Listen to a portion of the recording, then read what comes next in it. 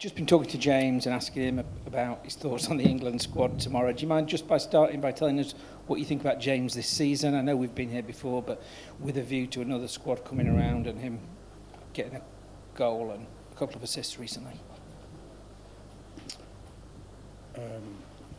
Yeah, we'll continue with the answer and I'll okay, cool. Yeah, look, I think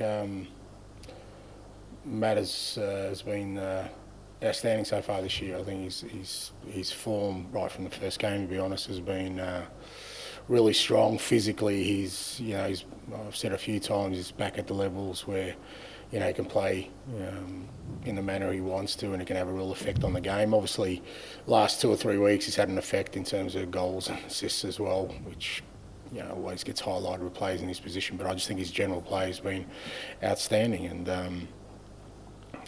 I think if he continues in that vein, I'm sure he'll be in the conversation for England squads moving forward.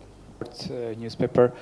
You have a special connection with the Hungarian football as you work together with Ferenc Puskas at Melbourne. How do you remember these days, these weeks, years, and what are you expecting about the tomorrow game? Ferencvaros is the opponent. Yeah, I do have a special connection for me anyway with Mr. Puskas.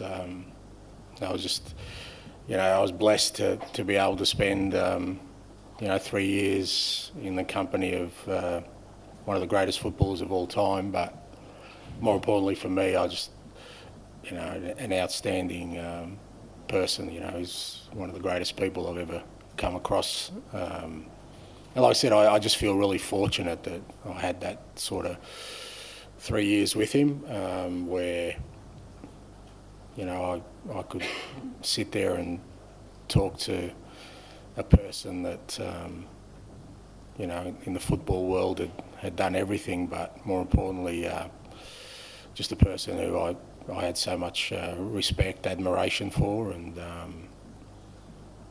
I still think about it, and it still kind of feels a bit unreal to me that I got that opportunity being based in Australia, where I was, that I had, and as you get older, you keep those experiences even more.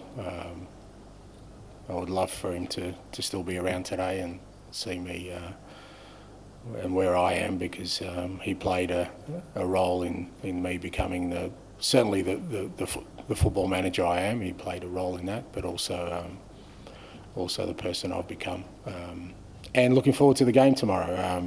It's going to be a great challenge for us. Every European game, especially away from home, is a challenge, but I know in this stadium the atmosphere is going to be really good.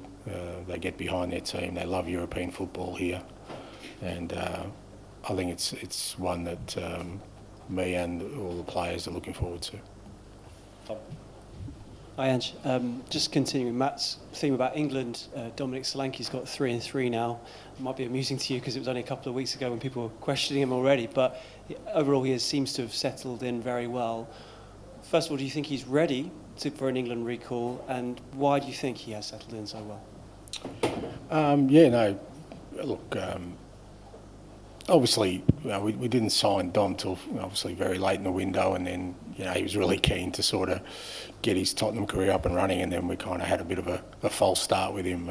He got injured really early in the game against Leicester, played out the game, but obviously was hampered and then had to miss a couple. So, for him it's probably been a little bit frustrating, but I knew what we were bringing to the football club. I was really confident that the way we play and his attributes, it was going to be a great fit, and you could see that from the first day of training pretty much. But we obviously had to be patient, and he's getting up there now in terms of physical fitness. I think every game he looks like he's getting stronger, and it's a demanding role playing, sort of up front for us. It's not just about the goals; it's about his link-up play, his pressing, and we've put a fair workload on him, even though he missed a couple of games. But I can see he's getting stronger, and obviously the goals help. And he's a striker, and he wants to score goals. And I think that helps just for him to feel sort of better about he's at the beginning of his career here. But look, I think he's in great condition. I think he's already made a big impact at our football club, but I'm even more excited about what's ahead and the potential, we have both as a team and he as an individual to really make a significant sort of impact. As a follow-up to that, I know you'd be loath to advise an international manager, having been one yourself, but from Dom's perspective, from fitness and the space he's at, do you feel he would be ready to be in England squad if he were called up? Yeah, no, there's no issues around him from a physical perspective. But I mean, I get enough stick from my own selections, mate. I'm not going to get involved in anyone else's selections, but Dom's fine. Hi Ange, can I just ask you about the squad and who you've, if anyone, left behind, and also you could see Sergio Reguilón came along and why he's here as well? Oh, he's a Spurs player, mate. I mean, we've got a training session, so it's a balance of we want to have 20 players for training. That's what we do, sort of match day -1, and it didn't make sense bring somebody like Radu or a couple of guys who got injured because we won't get back till late on Thursday. So we brought a couple of young guys in who, obviously the academy was playing last night, we didn't want to disrupt that, so we just brought some young guys and regular just to make sure our training's really good today. And squad-wise, obviously from the weekend, Destiny hasn't travelled, and he's it's nothing significant, his injury, but again, didn't make sense bringing him over if he wasn't going to play. Obviously, Radu's suspended, and Sonny's back in London as well doing rehab. So, but the rest of the squad, plus some young players, have travelled. George. Hi Ange, with no Destiny, I guess it opens the door for Ben Davies to play left back, but you also have no Radu Dragusin for centre back. Is Archie Gray sort of capable, you think, of playing centre back in a European competition, or is that more pre-season kind of just easing him in? No, I think Archie can play, centre back. He's obviously played fullback. He's played midfield. Played probably left back. He's a pretty versatile player. It's one of the reasons we were really sort of excited about bringing him to the club.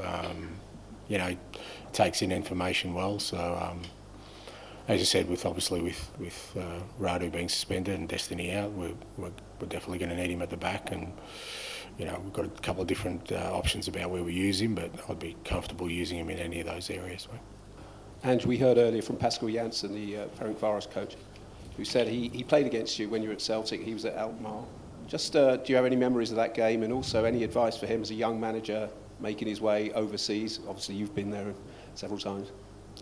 Well, neither of us played against each other, let me tell you that, mate. I remember the game well. It was one of sort of my early doors at Celtic, and it was a very, very good AZ Alkmaar team. He had Pascal, and they were two really tough games, important games, kind of for me, because European football that year was kind of the beginnings, and was going to be important for Celtic season. And real challenging games, both of them. Remember them well. Like I said, they had a very good team. He had them set up really well, really intense games, high tempo games, and it's great to see that he's kind of continuing on with his managerial career, and looking forward to seeing him again tomorrow night. But I expect an equally challenging encounter as I did when we played them.